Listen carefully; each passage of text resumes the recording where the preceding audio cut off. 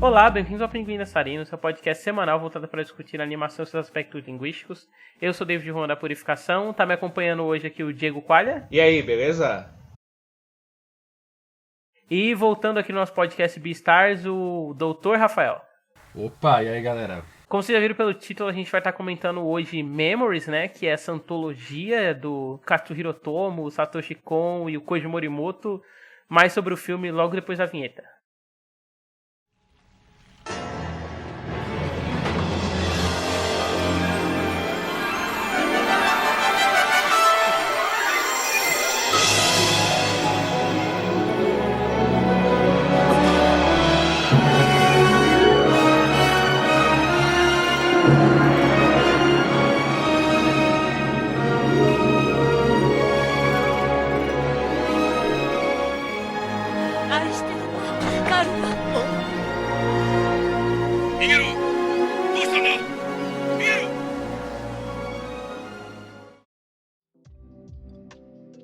Então, pra quem não sabe, Memories, né? Memories é um filme de 1995. Ele é composto por 3 curtas: o Magnet Rose, o Stink Bomb e o Cannon Folder. Cada um deles é dirigido por um diretor diferente que já é veterano no universo dos animes, né? O primeiro é dirigido pelo Koji Morimoto, que é fundador do estúdio 4C e já dirigiu tantos episódios de séries americanas quanto o Animatrix. O segundo é pelo Tensai Okamura, né? Que dirigiu várias séries populares aí, tipo Nanatsu no Taizai e o Dark-Chan Black, que é a série dele. Blue Exorcist também ele fez. É, né? Que eu só tava tentando falar das coisas boas, sabe? Soul Eater, ele fez Soul Eater. Brincadeira que eu falei de Nanatsu no... Ah, grande Soul Eater. Ele dirigiu coisa de Evangelion também, não? Um episódio, Sim. alguma coisa. Trabalhou em Evangelion. Ele fez storyboard, ele trabalhou em ele trabalhou tanto na animação quanto storyboard de Evangelion. E ele fez também o primeiro filme do Naruto, que é um lixo esse filme, mas Naruto, né?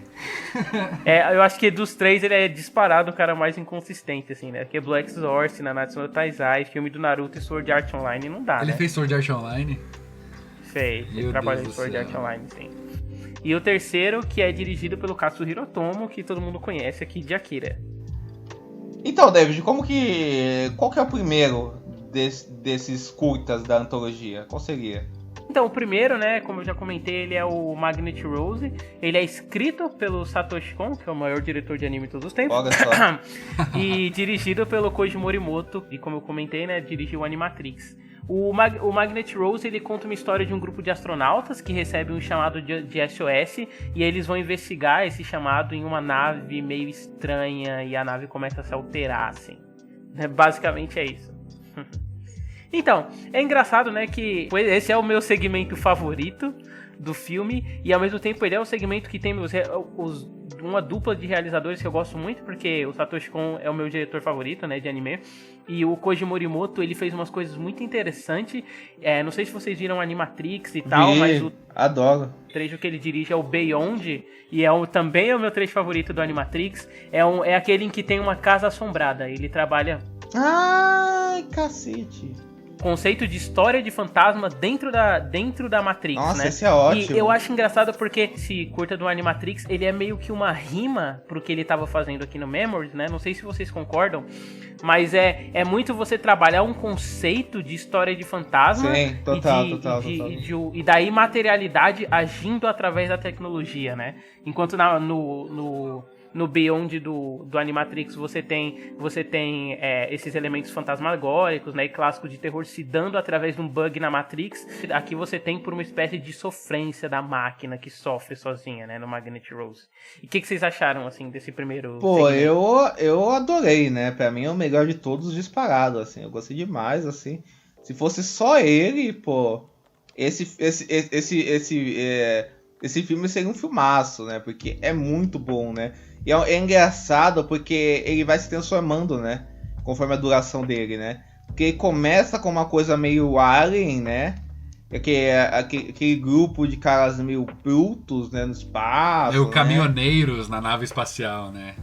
Exatamente.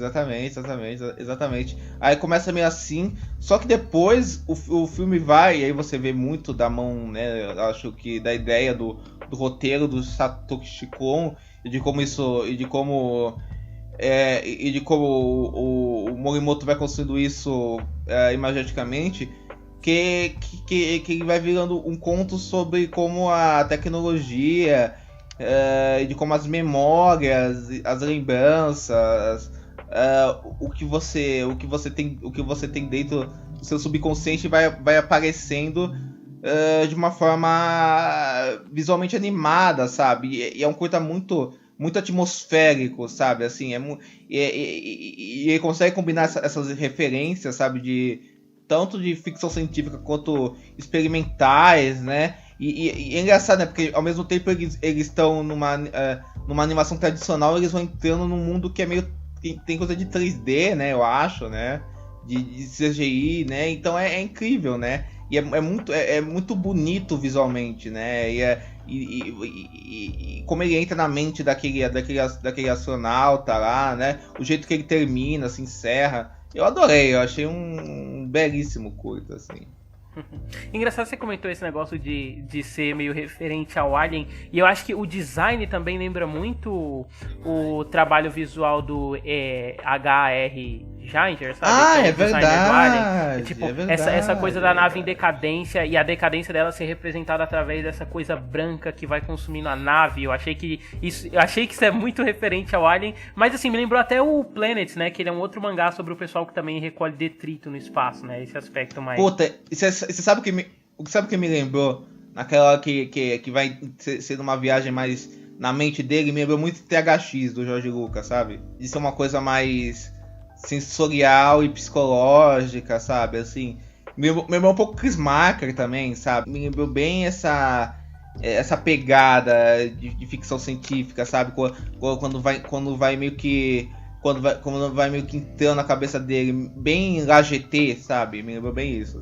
Eu achei também o melhor curta dos três. Assim, como o Diego falou, se fosse só ele, seria um filme excelente, 5 estrelas com certeza. Tanto que eu fui olhar pra registrar no Letterboxd que eu tinha visto o filme. E aí eles estão lá na coletânea, né, como Memories, mas eles também estão listados separadamente, cada um dos curtas. Então é legal pra poder dar uma nota distinta pra cada um, assim, porque se eu dou, sei lá, uns 5 estrelas pro Memories, só porque eu gostei muito dessa primeira parte, eu não acharia justo dar 5 estrelas pros dois outros também, sabe? Mas é muito bom o Magnetic Rose. Eu acho que ele é superior em todos os aspectos aos outros, sabe? Visualmente ele é com certeza o mais interessante, o mais bonito. Ele vai ficando cada vez mais bonito, né? Cada vez mais surtado, cada vez mais... Quanto mais eles entram nessa nave, nessa estação espacial abandonada, assombrada quase, mais fica bonito o filme, assim, sabe? Em visuais mesmo. E eu acho legal que ele tem poucos personagens que estão ali em atividade. São os dois caras, praticamente, que entraram na estação espacial. A mulher, que ela vira um personagem em algum momento. Só eles têm um certo destaque, né? Fora a galera da nave lá, que tá acompanhando eles. Só eles têm um certo destaque, mesmo assim são personagens que eu consigo me simpatizar, ficar desesperado por eles, consigo ficar triste com o drama do cara com a filha lá, que ele vê a filha, que ele lembra da família. Fico triste, consegue me comprar em, sei lá, 45 minutos, com nenhum desenvolvimento, nenhuma conversa sobre a família dele, eu consegui acreditar que ele tava em dor profunda em ver a filha ali naquela estação espacial, sabe? O outro cara também que se apaixona, né? Que a mulher conquista ele, que ela chama ele de Carlo e tal. Mano, é uma coisa completamente desesperadora, assim. Eu nem conheço o cara, eu nem sei como ele é, sem estar nesse estado de paixão, mas eu fico desesperado por ver ele sufocado ali naquela ilusão, assim, sabe? É uma espécie de empatia e conexão que eu creio que os personagens muito rápido. Eu acho isso muito difícil de se fazer num curta, assim. Muitas vezes quando eu assisto um curta e eu fico impressionado, é mais pela história ou pelo visual, pela animação, um curta animado, né? Dessa vez, até os personagens, em 45 minutos eu consegui me apegar neles de uma maneira bem intensa, assim. Então acho que é um filme muito competente nisso. É o filme que eu mais gostei dos personagens, o curta que tem os melhores personagens desses três, assim, de longe pra mim. É até engraçado, né? Porque apesar de eles terem uma duração razoavelmente parecida, os outros não têm muito esse interesse, né, em construção do personagem. O último que a gente vai comentar depois, ele é muito mais sobre o universo, né? E o terceiro é muito mais um filme de situação, assim. Esse eu acho que intercala melhor, assim, o desenvolvimento dos personagens. Não, ele acha que ele é o filme com a maior identidade artística, assim, de todas. Apesar do terceiro também ser muito específico, né? Mas o jeito que ele combina diferentes linguagens, o Diego comentou sobre eles vão acrescentando 2D. Mas não só isso, né? O design visual mesmo, tanto da nave, que ela é feita em CG, ela contrasta tanto com os corpos dos astronautas feitos em animação tradicional, e é tão fluido, né? Os movimentos dos corpos dele, cara, é uma coisa assim de outro mundo praticamente. E o jeito que a trilha sonora ela é orquestrada, né? É uma coisa que lembra muito tem muito um tom meio operístico, sabe? Presente o tempo todo. E dentro daquela nave isso soa tão uniforme com a ideia de uma pessoa que é uma cantora frustrada, sabe? Quase um Crepúsculo dos Deuses de Terror, assim, a relação da artista que nos desvincula. Nossa, a cena do piano é excepcional, é o pico, assim, né? O ápice do curta é a cena do piano. Nossa, cara, acho tudo perfeito nesse curta. A construção também, eles receberem o chamado de SOS, né? E aí esse SOS ser recitado como canto de ópera, quase como uma sereia seduzindo eles pra um lugar, sabe? Onde eles vão ser abatidos. Cara, puta, eu acho muito foda, assim. Acho que se tiver que puxar um defeito, assim... Na verdade, é até uma coisa que eu gostaria de discutir, que eu gostaria de perguntar se vocês sentem isso também, ou se é só perseguição minha. Mas... eu acho que se for pra listar um defeito é a possível influência que aquele segmento do cara ali com a filha, de vendo a filha, lembrando de saudade da família. Eu acho que aquele pequeno segmento dentro desse curta pode ter inspirado algumas coisas meio... esses filmes atuais que tentam ser uma ficção científica mais emocional, só que fica um pouco mais distante, uma coisa mais cafona, tipo o Interestelar. Eu vejo que o Interestelar pode ter vindo disso aí. E se for pra listar um defeito, é isso, assim, é meio que uma das raízes desse tipo de filme que eu não me interessa nem um pouco hoje em dia. Cara, eu acho que tem duas coisas aí, porque eu acho que eu acho que, por exemplo, assim, o Nolan, assim, né, o Interestelar era pra ser um filme dirigido pelo Spielberg, eu acho. E aí o Nolan pegou ele, escreveu o roteiro depois e tal. Pegou ele. Então eu acho que o Nolan ele tem algumas aspirações, ao meu ver, no cinema dele, de ser um cinema de espetáculo que mira na emoção. Isso até antes do Interestelar, acho que os Batmans eles tentam isso às vezes, assim, e falham miseravelmente porque é um cara que não domina a emoção, né? Mas eu, por exemplo, assim, eu acho que não existe problema quando a ficção científica ela tem essa aspiração na emoção, e é bem feito, sabe? Quando ela consegue emocionar, quando ela consegue encontrar o tom exato desse humanismo. O que eu acho um problema é quando esse humanismo fica artificial, que é o que eu acho que é o problema do Interestelar. Então eu acho que a inspiração, se o material de inspiração em si, eu acho que ele não tem culpa do que veio depois dele, sabe? Assim, porque senão aí assim, a gente terá que tipo, 2001 é ruim porque Interestelar tenta copiar 2001. Martin Scorsese é ruim porque o Coringa tenta copiar Martin Scorsese. Operação França, Coringa. Então eu acho que é diferente. Eu acho que existe essa ligação, né? Bastante até, porque é bem parecido, né? Aquele momentinho que tem. Mas o que eu acho que esse curta, que é um curta, né? E o outro é um longa-metragem, né? Ele consegue dominar bem esse sentido humanista de uma só sequência, o que o Interestelar não consegue fazer um filme inteiro, né? Então eu acho que isso é um mérito do curta, né? Assim, e eu acho que o Interestelar tem inspirações além disso. Eu acho que essa tentativa de emoção vai até além desse filme. Eu acho que é uma coisa muito do Nolan também. Eu acho que outros filmes também buscam isso e alguns conseguem, né? ser mais emocionalmente eficaz do que o Interestelar, porque eu acho que é mais falta de habilidade do diretor mesmo. Eu acho que esse distanciamento também acaba surgindo por conta da duração do filme, sabe? A gente não tem um tempo maior pra ter uma preparação emocional, né? A gente tem só o elemento emocional dito, né? Que é o negócio da filha que só é exposto em um momento de tensão e tal. Mas eu acho que é tão eficiente porque o filme trabalha com pequenas inserções, né? Tipo, quando ele vai se apresentar pra poder responder o sinal de SOS, ele mostra a carteira, e a carteira tem esse negócio da filha. Então você já tem essa ideia do laço emocional, sabe? E as pessoas, elas querem voltar pra casa logo, então você tem essa sensação que as pessoas têm outras coisas além daquela.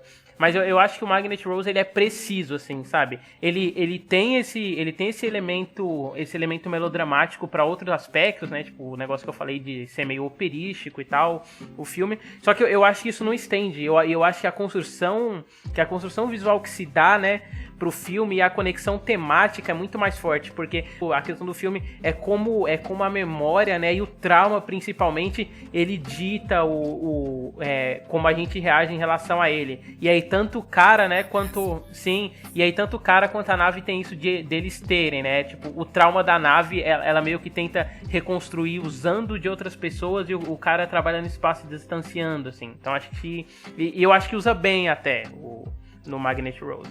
Só pra fechar esse lance de ficção científica emocional, eu concordo com o Diego, principalmente falando dessa parte de que não tem problema em ser uma ficção científica emocional, desde que a emoção não seja a parte mais científica, sabe?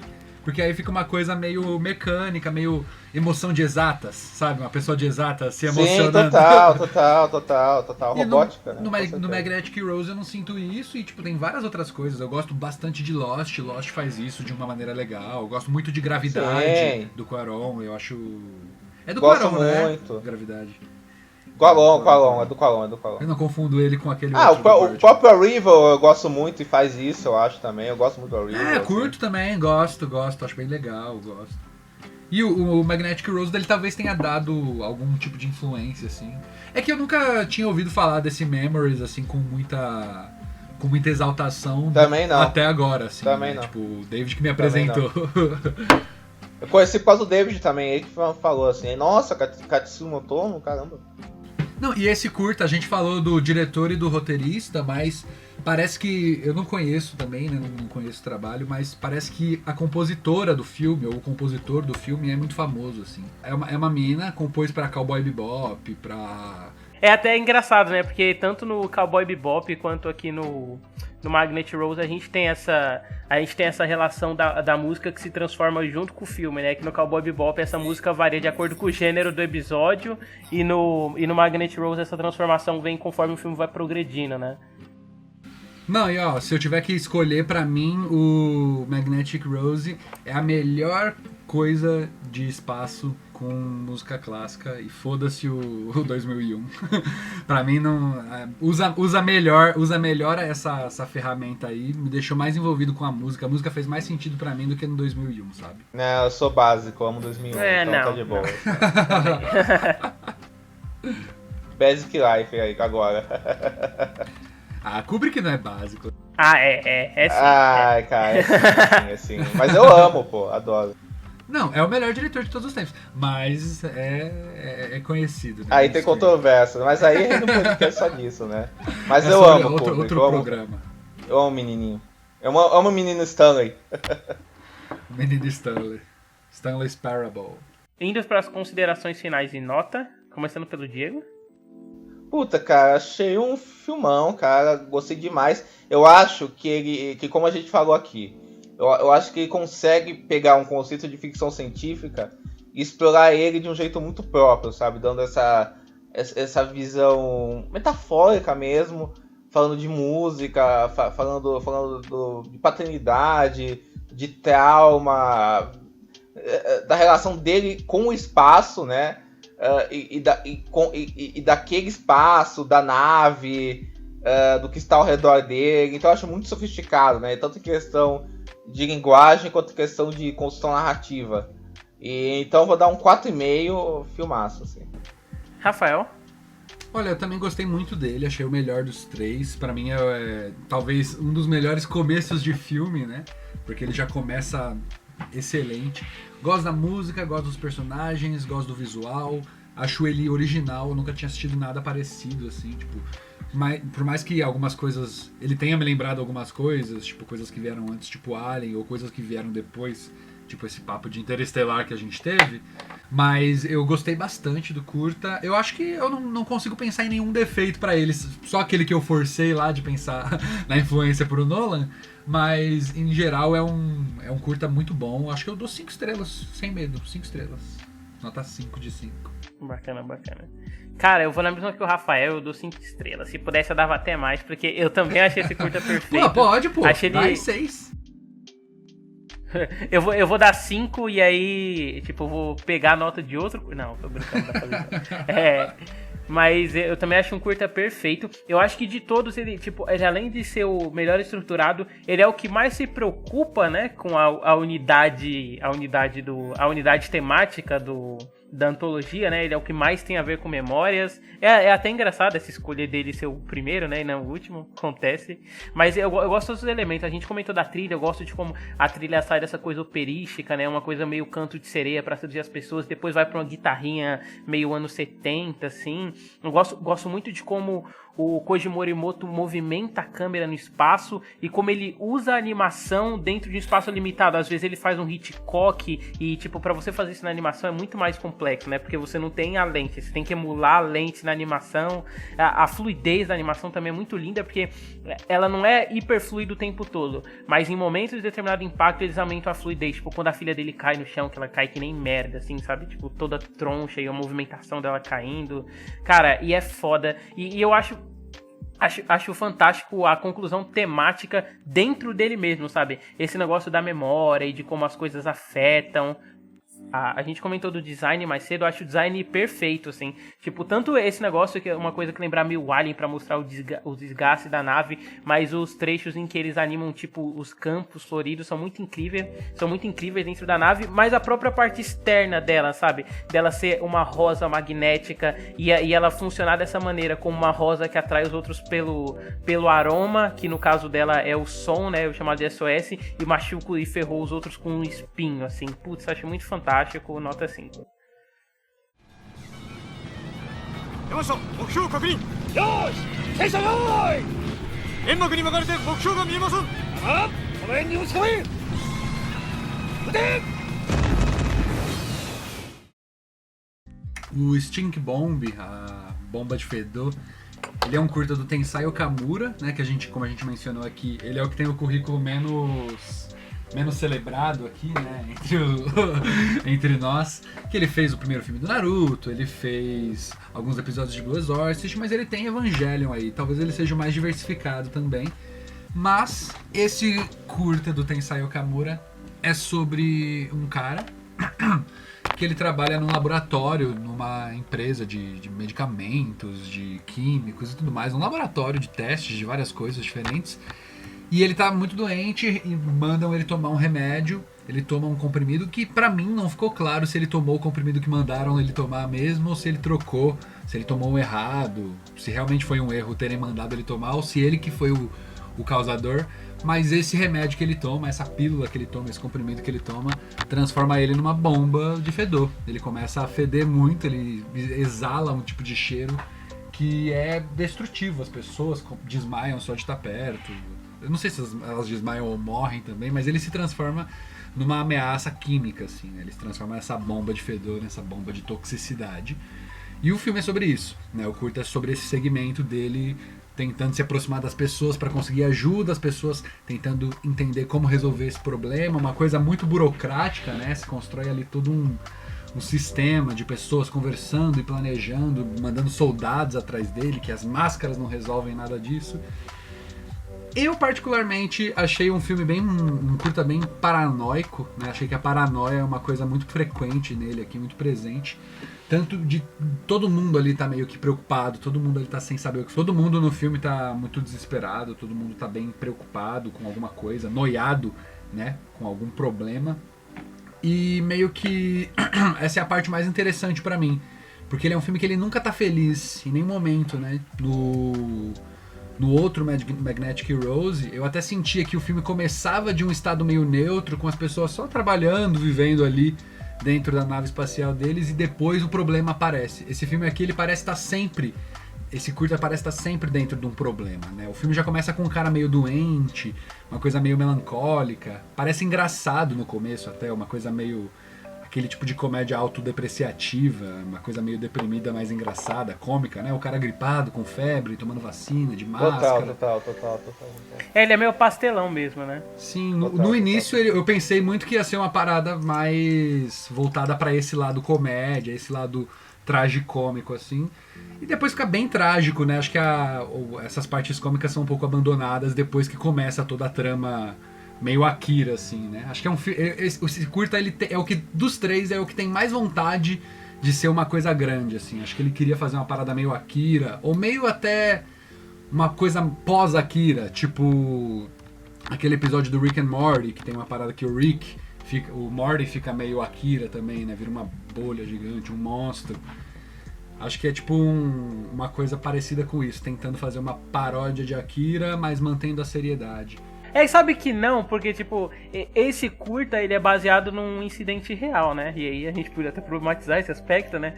Mas ele é baseado num incidente real, assim, que a Gloria Ramirez, que era uma estadunidense, ela ficou doente, né? E aí, tipo, e ela foi levada pro hospital, e todo mundo que teve contato com ela foi adoecendo, assim, sabe? Sim. É tipo aquele... Não teve aquele caso no Brasil aqui, qualquer, gente. E depois teve filme, teve episódio no Linha Direta e não sei o que. Mas no geral eu curti bastante o Stink Bomb. Acho que da lista dos curtas, assim, ele é o segundo melhor. Acho que o filme é uma escadinha. Começa com o melhor de todos, depois eu gosto do Stink Bomb. E o terceiro não me pegou muito, né? A gente vai falar dele depois. Mas eu gostei bastante dele. Só achei ele, assim... Visualmente é o menos interessante dos três. Ele é o que é mais comportado ali dentro do visual dele. Ele não ousa muito. E também em questão de tema, né? Acho que ele é o que tem menos relação com o tema de memórias, assim, né?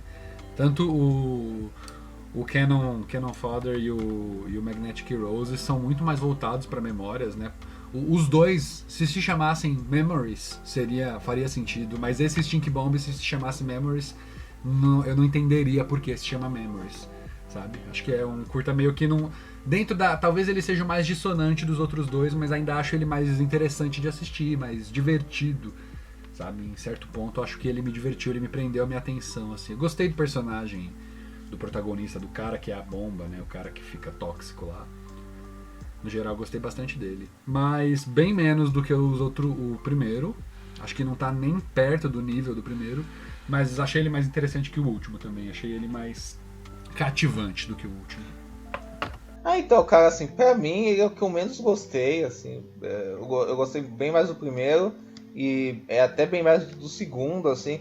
Eu achei, é o mais fraco pra mim, apesar de eu não ter achado ruim. Mas eu acho que ele tem algumas coisas muito boas, que o Rafael até destacou uma delas, que é o tom, eu acho, assim, porque ao mesmo tempo que ele tem essa coisa trágica, eu nunca acho também que ele vai abraçando essa questão trágica, né? Tem uma certa melancolia no curta que ele vai conseguir, mas ao mesmo tempo ele tem um humor que é um pouco anárquico, sabe? Como ele vê aquelas pessoas no cargo de poder. Ele tem um certo pastelão, como o David falou. Ele tem um tom meio abobalhado que no personagem principal. Então ele tem essas coisas interessantes que eu acho que... A gente tinha falado de 2001, do outro curta, e esse tá mais pra Doutor Fantástico, né? Se você parar pra pensar, né? Parece bem essa coisa da... quando eu tava vendo a parte da mesa política... da bem... zoação ao poder, né? Do ridículo ao poder. Eu gosto disso porque eu gosto quando ele... Eu gosto desse aspecto de ver a ficção científica como algo mais cômico, né?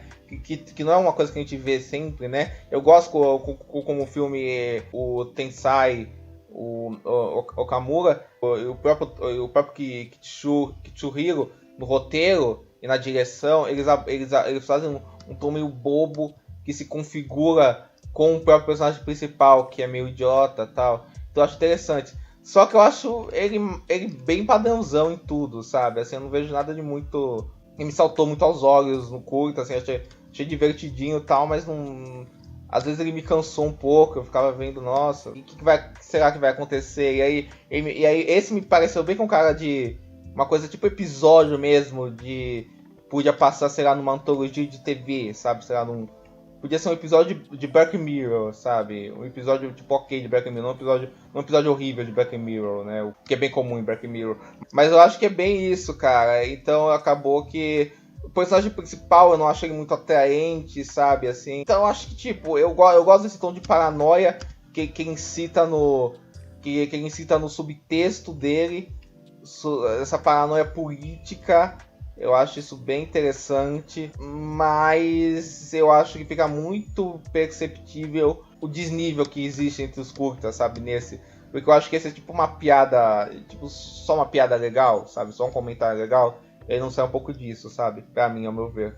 Comentei esse negócio dele ser baseado nesse evento real, né? Ele tomar essa base real pra fazer a sátira política dele, mas ao mesmo tempo eu acho ele tão vazio dentro disso mesmo. Eu sinto... é a segunda vez, né, que eu vejo Memories e tal. E na primeira vez eu tinha gostado bem mais, assim. Agora revendo, eu fiquei meio com uma sensação de, ok, é engraçadinho, mas ele não consegue ir muito além da graça, sabe? Por isso que eu acho que ele funciona muito melhor quando você olha ele pelo tom de comédia pastelão, assim, da sátira política. Tanto que, visualmente, o esforço dele é muito pra ter esse lado humorístico, né? O design de personagem mesmo, ele tem tipo uns corpinhos comprimidos, né? Os personagens não tem uma proporção mais certinha, assim, de tamanho de corpo, de tipo 7, 8 cabeças, entendeu? Eles têm todos uns corpos meio pequenos, lembra uma coisa meio mangá dos anos 70, tipo a Chita no Joey ou o Dororo lá do... ou os mangás do Osamu Tezuka, sabe? Que você tem você tem um traço que lembra mais uma pessoa, só que ao mesmo tempo o design de corpo e tal, ele é meio caricato, ele é meio caricato. E é engraçado porque, tipo assim, ele é um filme engraçadinho, né? Ele não é um filme que me cansou enquanto eu tava vendo, mas eu ficava muito me perguntando aonde ele ia chegar com aquele ponto, entendeu? A gente comentou mais cedo sobre como o Doutor Fantástico, ele é uma sátira política, mas ao mesmo tempo que esse também tem esse aspecto de sátira política, ele se dá essa validada, né? Como algo... Ele ele parece que busca uma validação a partir da sátira de um evento real. Então, achei meio complicado, assim, pra falar a verdade. Não foi você, Diego, que falou que achava até meio problemático? Não, eu digo problemático no sentido narrativo mesmo, assim, porque eu acho que ele nunca avança muito, porque, tipo, até na questão política, não tem muito o que falar, né, cara, assim, é mais um comentário de paranoia mesmo, e de como quem tá no poder é ridículo mesmo. A questão política não tem muito o que se dizer sobre ele, mas eu acho que em questão de narrativa, você vê toda a construção do primeiro curta, esse é bem, né, mais esquemático, né, o que até vocês falaram, né, que é o cara... que o diretor desse é o diretor mais normalzão, vamos dizer assim. Mais pau mandado, porque parece um curta animado meio comum, assim, sabe? Não sei, assim, parece que ele podia estar dentro de qualquer outra antologia, né? Porque até ele não tem um negócio com memória, tanto assim. Tem a questão que todos eles falam de alguma exploração de universo, né? Diante também de algum... Primeiro talvez não tenha tanto isso, mas algum sinal de guerra, sabe, assim, que eu acho que é um tema que é caro pro Katsuhiro Otomo, assim, esse futuro da guerra, esse futuro que será, futuro que estamos construindo, sabe, o futuro que estamos construindo, talvez, é o que une a todos esses curtos, assim. Você pode pensar no primeiro mais como conceito, tipo assim, enquanto os dois são sobre o conflito em si, caminho, o primeiro ele é mais consequencialista, né? Sim. Porque eles são muito das pessoas recolhendo lixo, né? E de uma situação mais precarizada. Eu acho que é um tema que ele gosta muito. Então, eu acho que tem isso, mas esse eu acho que é o que explora menos isso, assim, sabe, assim. E eu não consegui me ligar com o protagonista também. Mas na verdade, assim, nem sei se ele é protagonista, porque tem uma hora que ele some, né? Vira mais um Sable do que qualquer coisa, assim. Mas, por exemplo, assim, eu acho que o curta vai para um caminho, depois vai para outro. Até acho interessante esse desnível de tom que ele faz, mas não acho que ele consegue meio que somar esses tons, sabe? Assim, eu não sei se eles se conversam tão bem, ao mesmo tempo que eles são interessantes. como ele vai de um pro outro, entende? Assim, mas não sei se eles juntos conseguem se somar tanto. Nossa, pelo design e pela arte, ele me lembra muito. Ele parece muito um one shot ruim do Naoki Urasawa. Não sei se vocês conhecem, que é o autor do Monster, 20th Century Boys, assim. O design dele lembra algumas coisas, do jeito que ele usa o humor, mas tudo de uma maneira tão burocrática que ele fica só ok mesmo, nem tem muito o que dizer. Então, notas e considerações finais, começando pelo Rafael. Eu gostei, eu achei ele engraçado, eu achei ele divertido, meio que do começo ao fim, assim. Acho que ele se perde, acho que ele é o que tem menos a ver, né, com toda essa trilogia desses 3 curtos que tem aqui no Memories. Acho que é o que ele tem menos a ver com o tema de memórias, né. Acho que se for pra gente pensar e procurar onde é que tá a memória aqui no curta, acho que é a adaptação dele, né, ele ser baseado numa coisa que aconteceu de verdade. Talvez essa seja a memória, né. Deve ser a justificativa dele estar aqui, né? Mas eu gostei dele, eu achei ele... Acho que ele conversou comigo porque ele tem algumas coisas que me chamam a atenção. Essa comédia meio melancólica, meio depreciativa, meio paranoica. Me lembrou um pouco algumas coisas que eu gosto, tipo o próprio Woody Allen, assim. Se for pra falar de um... Pra mim, esse curta, ele é meio que uma fusão o protagonista é meio Woody Allen, do Dr. Strangelove. Sim, é muito Woody Allen. Ele me lembra muito um segmento daquele filme do Woody Allen, Tudo que você gostaria de saber sobre sexo, mas tinha medo de perguntar. E aí tem um curta lá sobre um seio gigante, e aí meio que essa ideia de... então me lembra muito esse trecho do Tudo que você gostaria de saber sobre sexo, mas tinha medo de perguntar, acho que é esse o nome do filme, que é um segmento que o próprio Woody Allen, inclusive interpretado, ele tá sendo ele ali de ator, né? Ele faz esse segmento de que tem um seio gigante na cidade, atacando a cidade. Óbvio que muito menos pasteurizado, né? Eu acredito que o curta dentro do filme do Woody Allen seja mais pastelão, seja gênero comédia, né? Enquanto o Stink Bomb ele já pega mais uma vertente de fazer graça, ser engraçado, ser cômico, mas de maneira nenhuma eu poderia enquadrar aquilo no gênero de comédia. É uma ficção científica, paranoica, de suspense, muito mais do que uma comédia. Eu gosto dessa mistura de elementos e por isso eu gostei.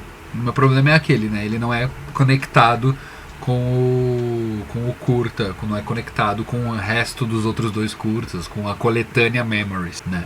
Mas ele funciona muito legal pra mim, eu assistiria ele de novo, né? Assisti a primeira vez pra fazer o Memories, pra fazer o podcast sobre o Memories.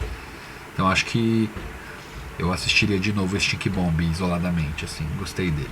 E eu acho que eu daria 3 estrelas pro Stink Bomb, com certeza. Beleza, então. Diego? Olha, cara, pra mim, sinceramente, foi o pior curta dos 3. Mas mesmo assim, não acho que tenha sido um curta ruim, sabe, assim. Eu acho que tem coisas legais, eu gosto dos caminhos que ele faz pelo tom dele próprio, assim, sabe? Eu gosto do humor dele. Eu gosto da abordagem de humor dele dentro da temática política, assim, acho isso bem engraçado. A temática política e de ficção científica. Acho isso bem interessante o comentário dele, mas eu acho que ele não faz quase nada com isso, assim. Ou quando faz é muito padrão, sabe? Então eu vou dar um 3 pra ele, assim. Cara, então, se fosse na primeira vez eu teria dado uma nota bem maior, assim, mas eu vou na mesma, assim. Eu vou de 3, eu até daria um 3,5, assim, mas na segunda vez ele já não é tão a segunda vista ele já não é tão interessante, assim, quanto na primeira. Então a minha nota vai ficar por essa mesmo.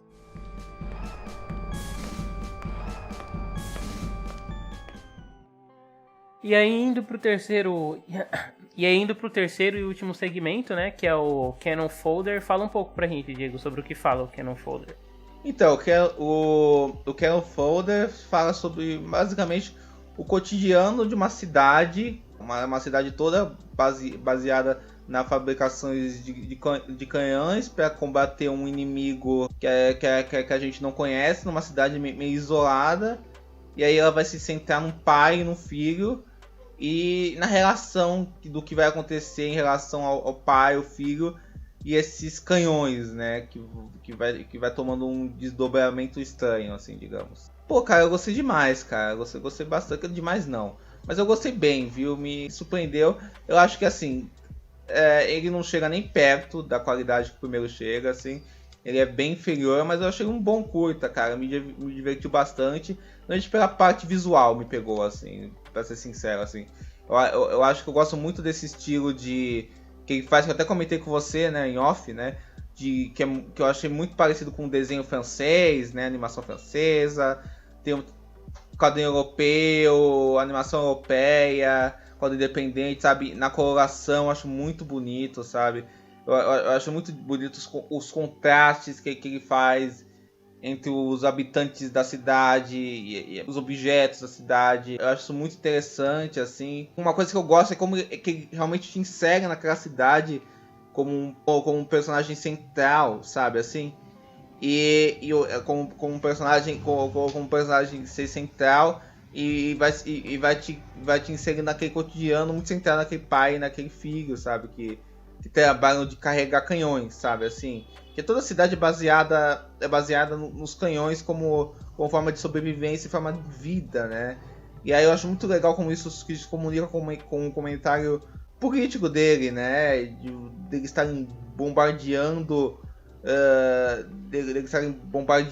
a cidade inimiga com os canhões, tal, de estarem seguindo essa guerra, de estarem vivendo em cima dela, mas a gente nem conhecer esse inimigo, a gente nem vê esse inimigo. E nem eles próprios, né? Exatamente, nem eles próprios.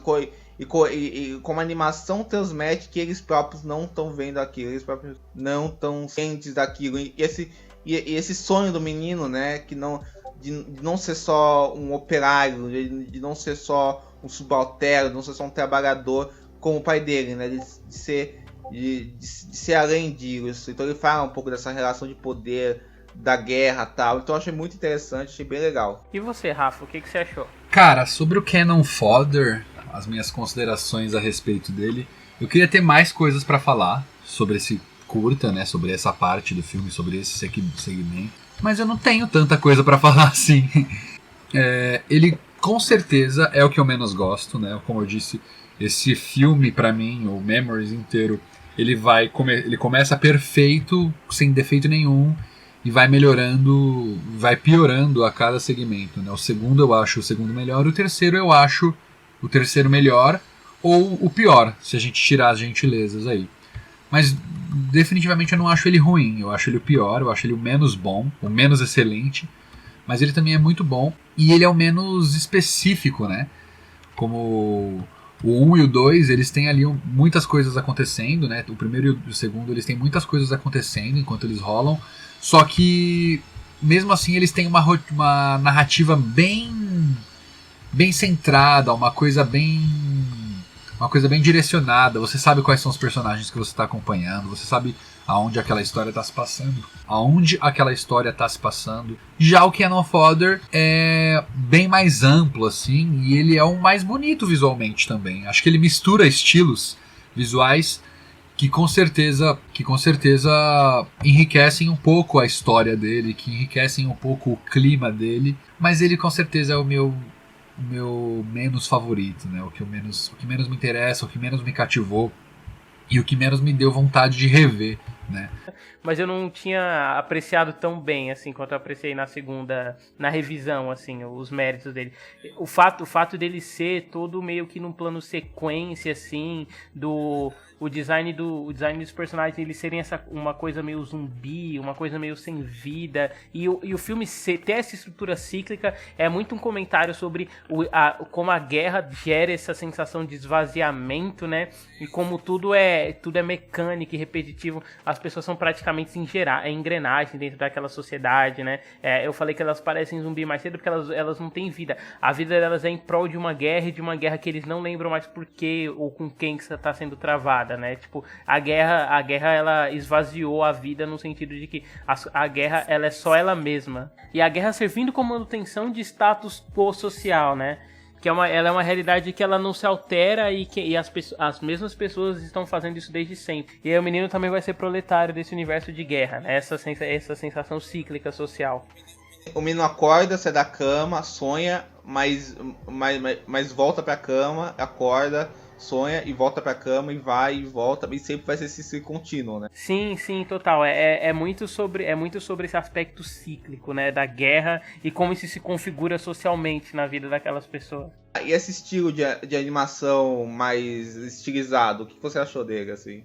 Cara, então, achei muito diferente, né? É até engraçado, porque os curtas, a gente não comentou isso no começo, mas cada um deles é animado por um estúdio diferente de animação, né? O primeiro é pelo 4C, que é o próprio estúdio do Koji Morimoto, que ele é um dos cofundadores, e o segundo é pela Madhouse, e esse volta a ser pelo 4C, né? Que é o mesmo estúdio do primeiro. E é tão discrepante, né? A concepção visual e a animação dos dois, e mesmo assim funciona tão bem, né, cara? Esse lado cartunesco da realidade, ele dá um aspecto tão universal pra essa guerra, sabe? Ele não é literalmente a Primeira Guerra ou a Segunda Guerra, ele é uma guerra fictícia no qual você pode espelhar qualquer uma, assim. Eu gostei demais do design de animação. É engraçado, porque ao mesmo tempo que é cartunesco, é bem cartunesco, mas também é bem expressionista, né?